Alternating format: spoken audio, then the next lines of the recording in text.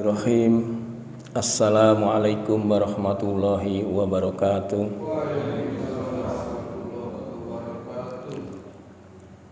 Alhamdulillah wa bihi nasta'inu umurid dunya waddin.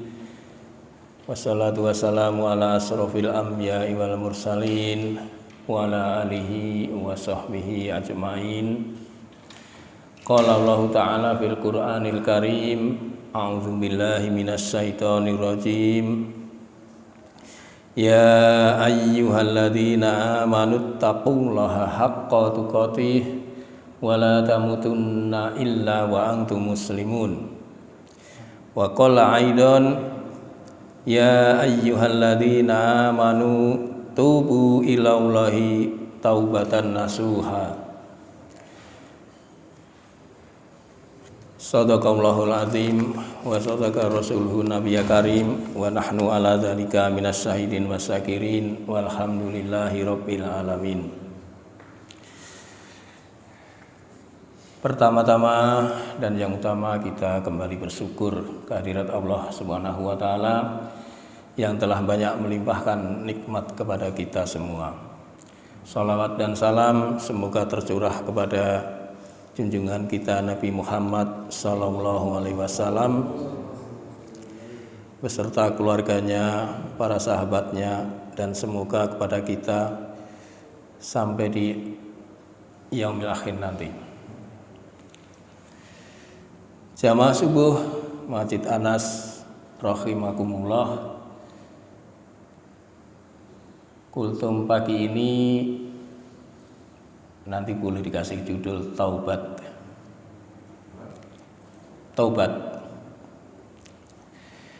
karena sesuatu yang sangat kita perlukan, Pak, taubat ini, Pak. Taubat dalam segi bahasa artinya kembali kepada Allah, karena hakikatnya semua akan dikembalikan kepada Allah Subhanahu wa taala. Wa ilahi turja'un, semua akan kembali kepada Allah. Seseorang yang melakukan suatu dosa besar, kejahatan yang besar, tentu ketika akan kembali kepada Allah dia harus melakukan suatu tobat. Sebagaimana tadi saya sampaikan di mukadimah bahwa yang diperlukan adalah taubatan nasuha, taubat yang semurni-murninya taubat. Ya. Karena taubat ini walaupun sekelibat taubat, tapi tentu ada cara-caranya. Tidak boleh menunda-nunda, sehingga insya Allah tobat-tobat itu yang kita panjatkan kepada Allah bisa diterima di sisinya.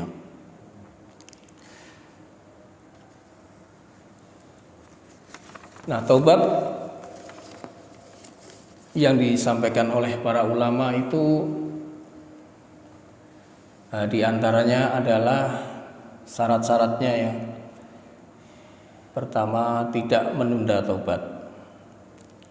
Sehingga kalau seseorang melakukan kesalahan lalu melakukan taubat, itulah taubat yang diterima. Sebagaimana Allah berfirman di dalam surat An-Nisa ayat 17, saya bacakan. A'udzu billahi minasy syaithanir rajim. Innamat taubatu 'alallahil ladzina ya'maluna as-su'a bi jahalatin summa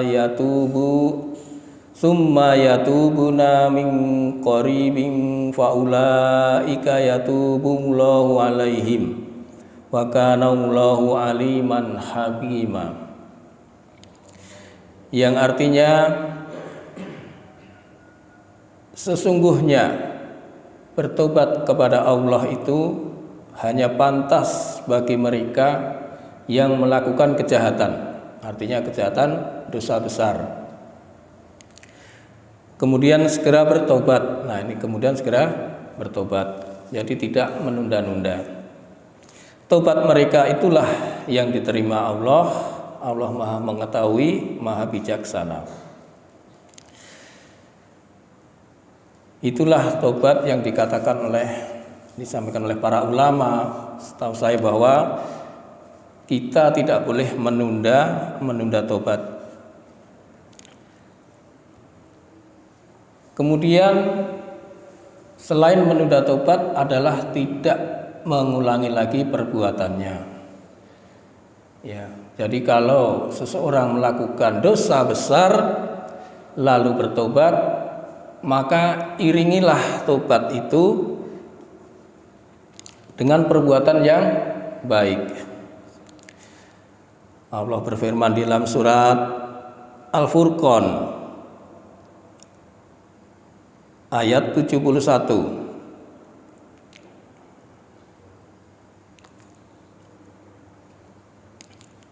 Saya bacakan suratnya.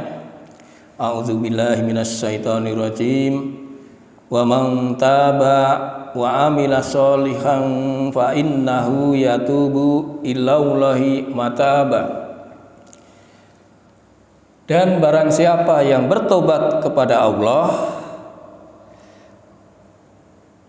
dan mengerjakan kebajikan, maka sesungguhnya dia bertobat kepada Allah dengan tobat yang sebenar-benarnya.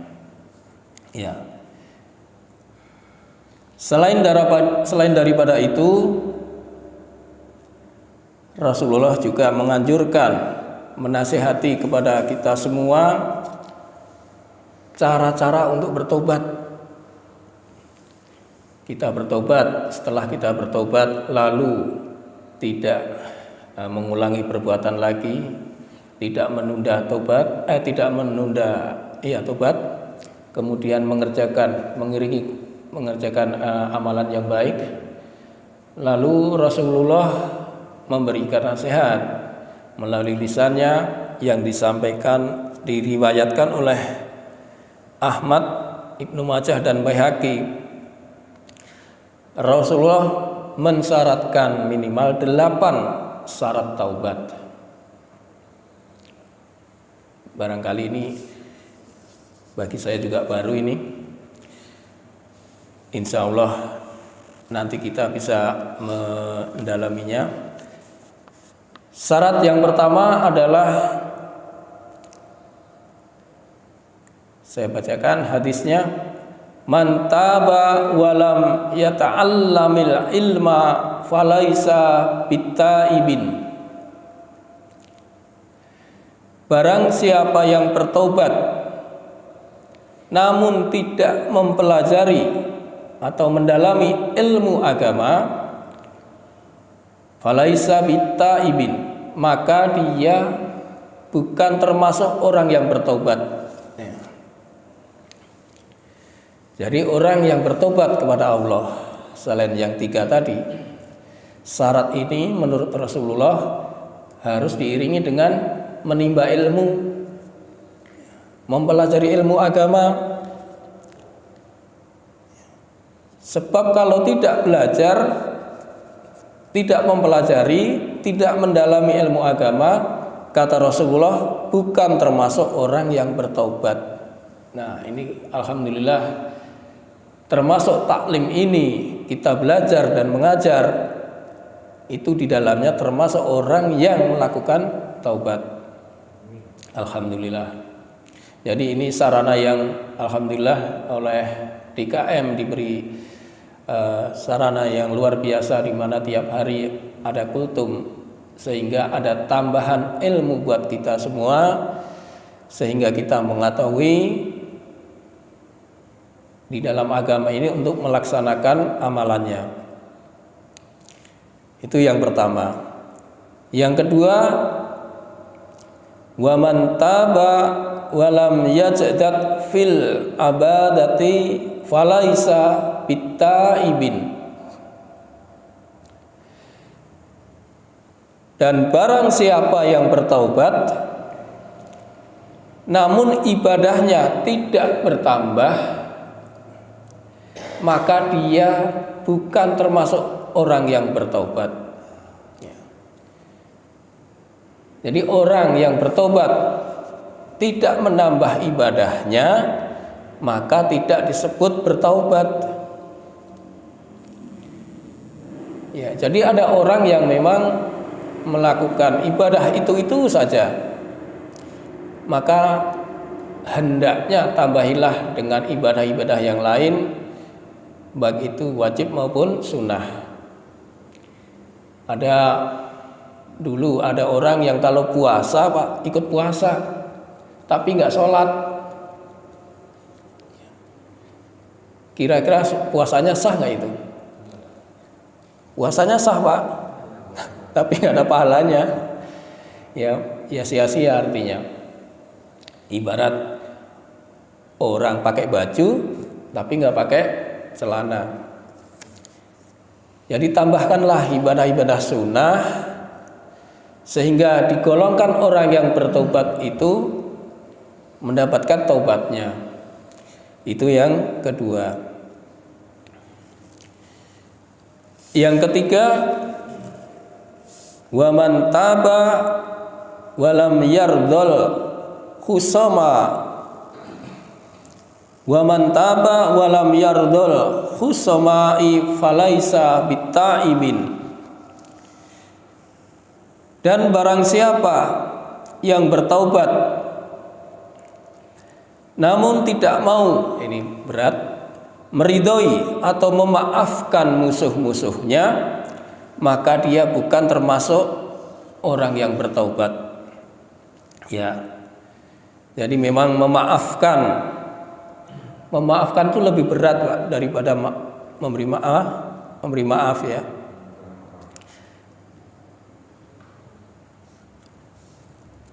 Sebab ini kita harus ridho dengan orang-orang yang menzalimi kita, orang-orang yang memusuhi kita.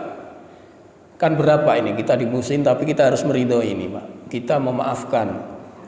Sehingga yang pernah saya ceritakan di sini, seseorang yang sudah divonis oleh Rasulullah masuk surga itu karena setiap dia mau tidur, dia memaafkan siapa saja yang menzalimi, siapa saja yang mencela, siapa saja yang memusuhi, itu maka balasannya surga. Ya, jadi ini harus kita bikin hati kita terbuka untuk bisa memaafkan semuanya. Yang keempat, wa man taba walam yughayyir labasahu wa zinatahu falaisa bittaibin. Dan barang siapa bertaubat sedang ia tidak merubah pakaian dan perhiasannya, maka dia bukan termasuk orang yang bertaubat. Apa ini maksudnya tidak merubah pakaian dan perhiasannya? Ya, ketika di zaman jahiliyah masih banyak, ya zaman sekarang aja lah, orang yang masih pakai anting misalnya, atau orang yang pakainya compang-camping lah gitu ya. Secara fisik aja ini, bahwa ketika dia bertobat tetapi tidak merubah cara berpakaiannya, maka ia tidak dikatakan bertobat. Kan ada anjuran di dalam surat Al-A'raf ayat 31 ya Tat ya. Itu bahwa ketika seseorang memasuki masjid pun ya itu dianjurkan untuk berpakaian yang rapi. Maka ketika seseorang bertobat, rubahlah cara berpakaiannya ya, dengan yang rapi, yang sopan, terutama yang menutup aurat bagi kita semua. Itu yang penting, karena kadang-kadang aurat itu masih suka terbuka, padahal itu sebuah larangan. Kemudian yang kelima, wa man taba wa lam yubadzil ashabahu falaisa bitta'ibin. Dan barang siapa yang bertobat namun tidak mengganti kawan-kawannya, maka ia tidak termasuk orang yang bertaubat. Tidak mengganti kawan-kawannya. Ya, jadi ketika orang itu bertobat, maka ada anjuran untuk bergaul dengan orang-orang yang soleh, ya, untuk bisa mewarnai. Itulah gunanya kita berkawan dekat dengan orang-orang soleh, akan menambah keilmuan kepada diri seseorang. Kemudian yang keenam, wa man taba wa lam yughayyiru khuluquhu falaisa bittaibin. Dan barang siapa yang bertobat namun tidak merubah akhlaknya, maka dia tidak termasuk orang yang bertaubat. Ya, lagi-lagi akhlak itu memang sangat penting. Akhlak itu diutamakan sebelum kita beramal. Kita belajar akhlak dulu supaya apa? Supaya kita tidak tersesat, supaya kita dalam beramal itu benar. Maka Rasulullah itu menganjurkan untuk belajar akhlak dulu, ya. Akhlak itu diutamakan. Kemudian yang ketujuh, wa man taba wa lam yatwi firasahu wa bisatahu falaisa bittaibin. Dan barang siapa yang bertobat namun tidak melipat kasur dan selimutnya, maka ia tidak termasuk orang yang bertaubat. Ya, jangan sampai kita tidur semalaman, ya, tidak pernah bangun itu. Padahal ada anjuran yang sangat ditekankan untuk qiyamul lail, baik itu tahajud, witir, zikir, ya, doa dan sebagainya. Itu sangat-sangat mulia ketika seseorang itu mendirikan malam. Kemudian yang ke-8, wa man taba wa lam yatasaddaqa falaisa bittaibin. Dan barang siapa yang bertobat namun tidak mau sedekah, maka dia tidak termasuk orang yang bertaubat. Saya kira kalau di jamaah ini nggak ada yang nggak bersedekah. Alhamdulillah semua dermawan, sehingga ya memudahkan orang-orang yang datang ke masjid sekedar untuk minum misalnya, diberikan fasilitas oleh Masjid Anas. Alhamdulillah, ya. Jadi orang yang tidak mau bersedekah itu kebangetan, Pak, sebenarnya, Pak. Ya. Karena sedekah kan tidak harus dengan harta. Ada orang yang diem aja, nggak senyum, nggak apa, ada ya, Pak. Ya. Sehingga orang yang seperti itu dikatakan oleh Rasulullah tadi, yang nggak mau sedekah adalah orang yang tidak mau bertobat. Nah, itulah 8 syarat yang diberikan oleh Rasulullah SAW agar taubat seseorang bisa diterima. Dan apabila tanda-tanda ini nyata pada diri seseorang hamba melakukan taubat dengan syarat-syarat itu, maka dia adalah orang yang bertaubat sebenar-benarnya. Ya. Jadi saya ulang kembali, yang pertama tadi taubat tidak menunda-nunda sebagaimana Allah tadi firmankan, tidak menunda-nunda, tidak mengulangi perbuatannya, kemudian mengiringi dengan perbuatan yang baik. Dan 8 syarat yang dikemukakan oleh Rasulullah, yaitu diantaranya harus mendalami ilmu, mempelajari ilmu, kemudian menambah ibadah-ibadahnya, memaafkan, meridai musuh-musuhnya, merubah pakaian dan perhiasannya, kemudian mengganti kawan-kawannya dengan yang lebih baik, kemudian merubah akhlaknya menjadi lebih baik,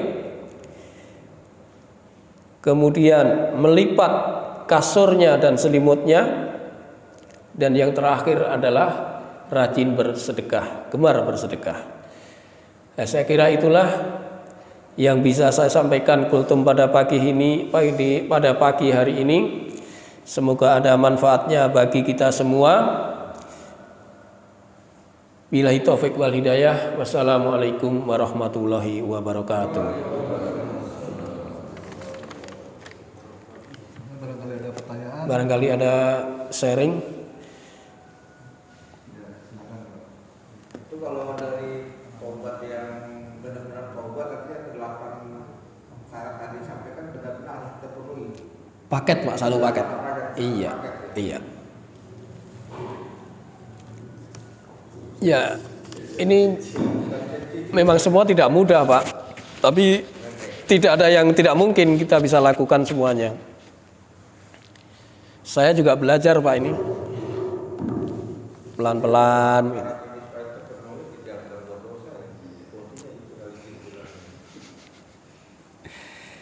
Yang lain monggo silakan.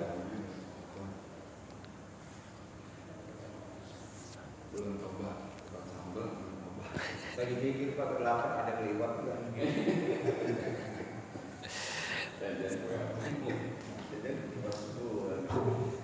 Karena tadi di ayat An-Nisa kan disebutkan Pak, kalau di ayat 18-nya. Anissa. Iya. Dan tobat itu tidaklah diterima Allah dari mereka yang melakukan kejahatan hingga apabila datang ajal. Nah ini maksudnya kan nggak boleh menunda-nunda kepada seseorang di antara mereka. Jadi ketika baru datang ajal, dia mengatakan saya benar-benar bertaubat sekarang. Dan tidak pula diterima taubat dari orang-orang yang meninggal sedang mereka dalam kekafiran. Bagi orang-orang itu adalah azab. Ya, sebagaimana kisah Fir'aun ya, ketika dia tenggelam, wah, baru dia mau bertobat. Enggak diterima, sumpel sama malaikat. Ya, itu pelajaran bagi kita semua agar kita tidak menunda-nunda taubat. Ya, silakan Pak. Waalaikumsalam warahmatullahi wabarakatuh. Berkaitan dengan obat yang kali dibutuhkan beberapa kali apa berapa itu agar bisa merubah pakaian. Iya. Merubah pakaian kita banyak sekarang pelaku itu jenazah, pelaku itu pakaiannya sudah bagus-bagus. Iya. Dan ini sudah bagus. Nah, kita bertobat nih. Seperti saya yang pelaku itu banyak lah. Kita pernah lihat dulu ya. Nah, tadi itu bisa tobat atau bisa merubah pakaian. Ya. Bagaimana kalau dulu pakaian itu sudah bagus gitu. Banyak sekarang juga, ada ini ya. Banyak juga yang yai maupun penceramah atau yang mengaku kiai penceramah pakaiannya sudah bagus nih. Ya. Sampai ada yang menjadi pelaku-pelaku tindak kejahatan. Nah, dia mau tobat nih, dia suruh berubah lagi pakaiannya. Yang pakaian apa yang mau dimaksud? Ya, pakaian yang sopan Pak, yang menutup aurat terutama Pak. Ya. Nah itu yang terpenting Pak, karena itu ada hadisnya perintah untuk menutup aurat. Kadang-kadang ini terutama kebanyakan wanita, Pak. Ya, wanita itu kan yang sudah balik kan diwajibkan untuk menutup aurat. Tapi bisa dilihat kebanyakan orang Muslim, ya masih banyak orang yang terbuka, Pak. Padahal kata Rasulullah sehelai rambut saja itu yang bisa dilihat oleh bukan mahramnya, itu dosanya besar, Pak. Maka orang yang bertaubat, gantilah pakaian-pakaiannya yang dulu dipakai yang tidak islami gitu. Ya pakailah dengan pakaian yang lebih rapi, yang menutup aurat. Saya kira itu, Pak. Mungkin maaf Pak, mungkin saya salah. Mungkin itu yang dimaksud dengan merubah pakaiannya itu merupakan memang suatu kiasan. Ya betul, Pak. Suatu kiasan bahwa kita harus merubah baik sikap, mental, perasaan, kasih sayang. Iya. Itu merupakan kiasan. Iya. Kita tidak pelit, tidak sombong, itu merupakan suatu pakaian juga. Iya. Jadi menurut saya sih yang kalimat tadi masalah pakaian itu mengganti pakaian kita itu kita harus merubah sikap pola pikir yang itu jahat menjadi baik. Kalau bilang masalah pakaian, kiai, ustaz dan lain-lain yang langsung tindakan kejahatan, ya itu kan juga dia sudah pakaiannya sudah bagus, sudah islami. Ya, perempuan yang mengaku ustazah tapi bebok juga itu kan sudah juga pakaian itu. Nah sekarang bagaimana cara perubahan itu mungkin, maaf kalau saya salah, perubahan pakaian itu merupakan suatu kiasan bahwa kita harus bisa berubah pola sikap kita kepada yang baik, yang maaf itu. Iya. Baik Pak Tatang. Tadi juga disebutkan mengenai akhlaknya harus dirubah juga, Pak. Ya, jadi itu termasuk akhlak. Walaupun pakaiannya sudah bagus, sudah rapi, sudah menutup aurat, tapi di stressing lagi dengan akhlaknya, Pak. Nah, makanya tadi dikatakan 8 syarat itu diantaranya itu akhlaknya harus dirubah. Iya. Karena itu menyangkut daripada sikap, ya, sikap seseorang. Ya memang tidak mudah, Pak, tapi ini memang pelajaran, Pak. Gitu ya, Pak ya. Ya, Pak, aneh. Silakan. Waalaikumsalam warahmatullahi wabarakatuh. Terkait dengan tobat ini, Pak, apa namanya? Saya merasakan memang begitu berat ya, menjaga dari kita berbuat dosa, kemudian kita merasa perbaikinya, kemudian kita tobat. Jadi selama perjalanannya selalu itu diajak untuk kembali. Nah, ini bagaimana Pak cara menjaganya setelah tobat ini agar kita nggak terjerumus lagi ke tempat yang sama. Nah, mohon penjelasannya kira-kira gimana kiat-kiatnya untuk bisa mempertahankan kita bisa selamat sampai akhirnya nanti. Terima kasih. Baik, Pak Aleh, terima kasih. Ya baik, seseorang yang bertaubat kemudian dalam perjalanan boleh jadi ia melakukan kesalahan lagi. Tentu kita minta pertolongan kepada Allah. Kita minta perlindungan kepada Allah. Senantiasa kita zikir kepada Allah. Itu kita meningkatkan kedekatan kita kepada Allah. Sehingga insya Allah Allah jaga. Dan apabila kita tercebur sesuatu yang kita tidak sengaja atau tidak mengerti, maka ya taubat lagi, Pak. Harus bertobat lagi. Sebagaimana Rasulullah di dalam hadis Arba'in itu, Pak, Rasulullah katakan bahwa ampunan Allah itu lebih besar daripada murkanya Allah. Maka jangan khawatir, jangan putus asa dengan rahmat Allah. Mungkin bisa saya bacakan hadisnya ya Pak ya.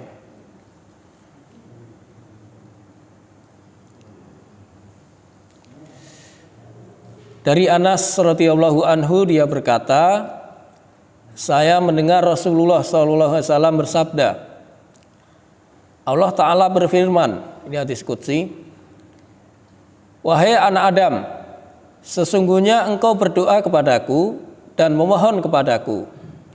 Kita memohon, kita berdoa, maka akan aku ampuni engkau. Aku tidak peduli berapapun banyaknya dan besarnya dosamu. Ya, kita punya dosa besar banyak, tidak peduli Allah. Wahai anak Adam, seandainya dosa-dosamu sebanyak awan di langit, kemudian engkau minta ampun kepadaku, ya, niscaya akan aku ampuni engkau. Wahai anak Adam, sesungguhnya jika engkau datang kepadaku dengan kesalahan sepenuh bumi, kemudian engkau menemuiku dengan tidak menyekutukan aku sedikit pun, maka aku akan temui engkau dengan sepenuh itu pula ampunan. Ya, artinya kalau kita punya dosa sebesar apapun, kita dekat dengan Allah, kita mohon kepada Allah, ya insya Allah nih dikatakan diampuni sama Allah. Ya, supaya tidak terpeleset ya kita tetap zikir Pak. Kita mengingat Allah terus, kita minta petunjuk kepada Allah. Itulah cara kita. Sebab memang manusia ini tempatnya salah, tempatnya dosa Pak. Sebaik-baik orang yang bersalah adalah bertaubat. Itu Pak. Mungkin saya tambahkan dikit. Ya Pak. Jadi yang tadi syarat ada yang 8 itu kan tadi sebetulnya itu merupakan kiat-kiatnya supaya tidak terjerumus kembali ke dalam maksiatan. Kalau dulu kita merasa kita terjerumus ke dalam maksiat karena lingkungan teman-teman kita, ya ganti teman-temannya, gitu loh maksudnya itu dalam hadis yang tadi itu. Kalau misalnya kita terjerumus ke dalam kemaksiatan karena kita kurang ilmu, ya belajar lagi ilmu agama. Nah, gitu. Kalau kita terjerumus dalam maksiat karena ya hal-hal lainnya, tentu yang dari 8 itu sebetulnya untuk menutup kemungkinan supaya kita jangan sampai kembali lagi ya, tujuannya seperti itu. Masuk mengganti pakaian, tadi ya pertanyaan mengganti pakaian, belajar ilmu, mengganti teman-temannya dan sebenarnya kita belajar agama lagi. Itu adalah dalam rangka untuk memperkuat benteng supaya nggak balik lagi nih. Gimana? Kalau balik lagi gimana? Ya tadi itu kalau balik lagi ya tobat lagi. Di tobat sambal gitu ya? Iya, nggak apa-apa. Terus kalau ini ada batasan tidak ya maksudnya ini kalau dari 8 kriteria ini termasuk bagi dosa, semua dosa apa ada dosa tertentu bisa dosa besar dan dosa ringan. Ada dosa ringan apa perlu juga 8 kriteria harus masuk. Dan sementara ini kalau kita dibahasakan bahwa Allah itu Maha Pengampun. Nah, kalau kita tidak memenuhi dari 8 kriteria ini yang isiannya, apa dosa juga kita tidak akan. Tapi satu sisi lain bahwa Allah itu Maha Pengampun. Sebesar apapun dosa kita dan kita tahu menafsirkan, insya Allah diampuni. Tapi dengan satu syarat bahwa ada 8 persyaratan ini harus kita penuhi. Seandainya tidak, dosa kita terampuni tidak. Ya termasuk dosa-dosa besar semua ya. Itu kan kita harus bertobat. Dosa ringan. Kalau dosa ringan gimana? Oh dosa ringan. Dosa ringan diiringi dengan taubat ya lebih bagus Pak. Ya. Karena taubat itu menyangkut semuanya. Termasuk ampunan itu kan taubat. Tapi ada juga dosa ringan yang cukup dengan minta ampun Pak. Minta ampun tapi belum tobat, itu dengan cara kita melakukan satu amalan-amalan itu dengan sendirinya bisa terhapus Pak kalau dosa-dosa kecil. Contohnya kita dari rumah ke masjid, itu satu langkah kita diampuni, satu langkah kita diangkat derajatnya. Nah, tanpa kita minta ampun pun itu menghapus dosa-dosa kecil. Tetapi alangkah baiknya supaya kita teliti, supaya kita hati-hati, kita senantiasa istighfar dan bertobat. Astaghfirullah wa atubu ilahi.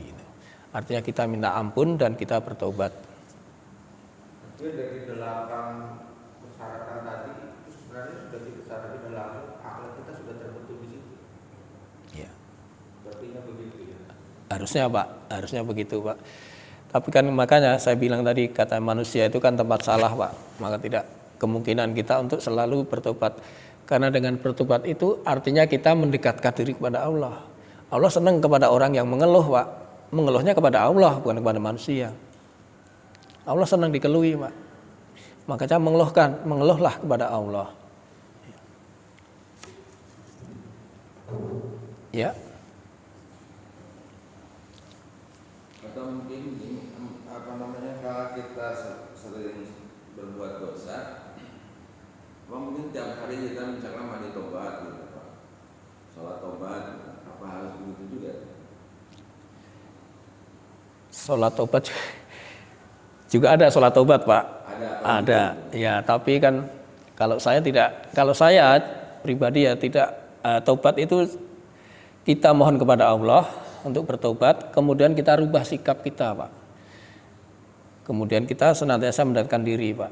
Kita belajar itu insya Allah itu ada dalam petunjuknya gitu.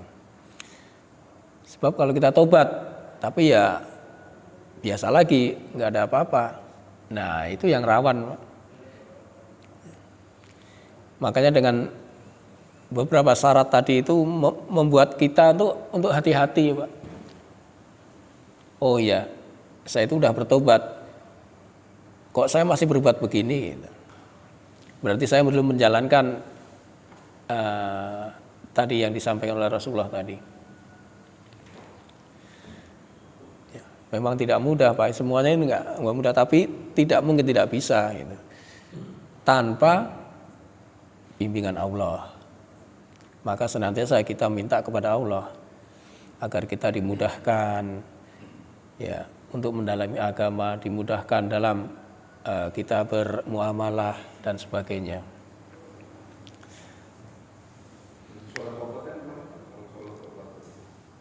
Apa? Oh, sholat tobat. Nanti insya Allah kajian khusus Pak, ada sholat tobat Pak, beriringan dengan sholat. Iya.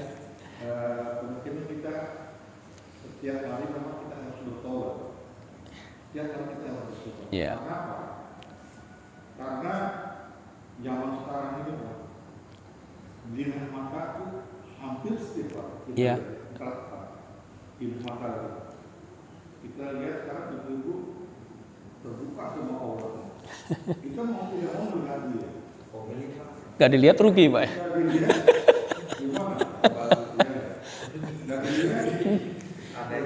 Iya. Jadi memang kita untuk bertobat itu memang harus setiap hari. Setidak-tidaknya kita istighfar. Iya. Tidak-tidaknya kita istighfar. Ya kita lihat handphone, atau buka TikTok, gambar dulu. Kita jalan keluar, ibu-ibu pakai jilbab, tapi ke bawahnya kayak ekor. Iya. Itu kan jadi kita sendiri udah di situ berjinah mata. Iya. Berjinah mata. Ya olahraga kaki Pak. Nah itu biasa lihat itu. Ya. Betul Pak, makanya sebaiknya kan dituntunkan juga untuk berzikir Pak. Ya. Astaghfirullahaladzim wa atubu ilahi 100 kali di tiap pagi hari. Kan ada zikir-zikir itu. Nah maka semampu kita lazimkan zikir-zikir itu Pak. Secara otomatis ya kita udah mengucapkan tobat kepada Allah gitu. Istighfar itu jangan sampai kita lewatkan dalam satu hari. Iya. Karena perjalanan hidup kita keluar sedikit aja sudah jinak mata. Betul Pak. Jadi ya, alhamdulillah ya kita introspeksi diri kita. Marilah kita sama-sama sering melakukan istighfar untuk menghilangkan zina-zina yang Betul. kita lihat. Betul. Ya, Rasulullah sendiri itu beristighfar dan bertobat itu dalam sehari 100 kali, Pak. Seingat saya, ya ayuhanas, wahai manusia, tubu ilallah wa astaghfirullah wa tubu ilallah.